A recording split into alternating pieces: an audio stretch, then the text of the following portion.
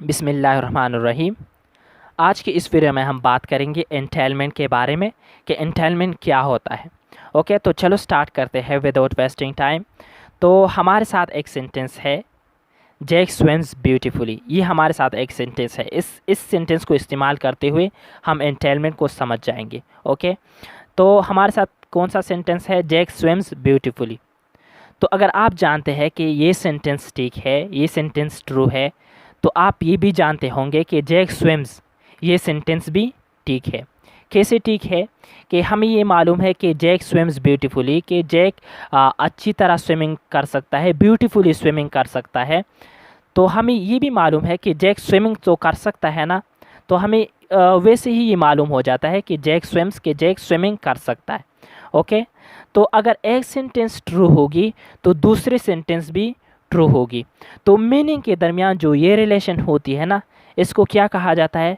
इसको एंटेलमेंट कहा जाता है। ओके, तो एंटेलमेंट जो होती है ये हमेशा हमेशा जो है ना एक डायरेक्शन में चलती रहती है।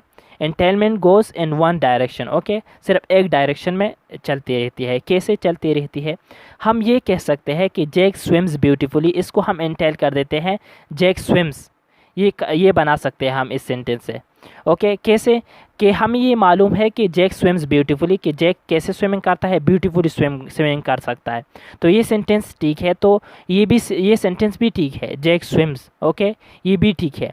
पर हम ये नहीं कर सकते कि जैक स्विम्स को हम एंटेल करें। कैसे?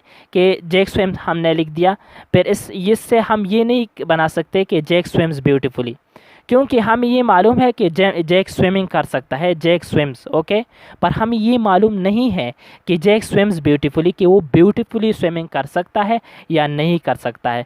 तो जो एंटेलमेंट होती है ये हमेशा एक डायरेक्शन में ही चलती रहती है।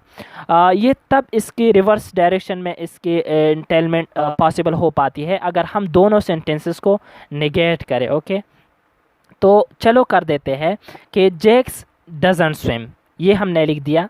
तो इसको हम इंटेल कर देते हैं जैक डजंट स्विम ब्यूटीफुली। तो अब दोनों सेंटेंसेस ट्रू है। ओके, क्योंकि हमें ये मालूम हो जाता है कि जैक जो है ना वो स्विमिंग नहीं कर सकता। तो हमें ये वैसे ही मालूम हो जाता है कि जैक अच्छी तरह स्विमिंग नहीं कर सकता।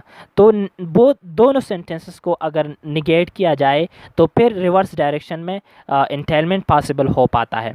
तो जैक स्विम्स ब्यूटीफुली ये सेंटेंस भी है। इस तरह और भी बहुत से सेंटेंसेस है।